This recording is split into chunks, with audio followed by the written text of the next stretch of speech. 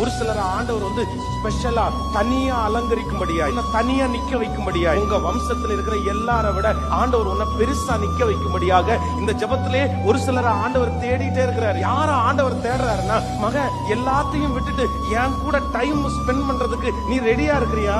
ஊழியத்தினுடைய அஸ்திவாரம், எதிர்காலத்தினுடைய அஸ்திவாரம்ன்றது வேற எதுலயுமே கட்டப்படக்கூடாது. எதுல மட்டும் நான் கட்டப்படணும்னா, ஆண்டவரோட நீங்க நேரம் செலவு பண்ற அந்த டைம் ஸ்பெண்ட் பண்றதுல கட்டப்படுற அஸ்திபாரம். நான் நம்புறேன், எத்தனை புயல் அடிச்சாலும் எத்தனை காற்று வந்தாலும் அந்த அஸ்திபாரத்தை அசைக்கிறதற்கு உலகத்துல இருக்கிற ஒரு மனுஷனாலும் முடியவே முடியாது.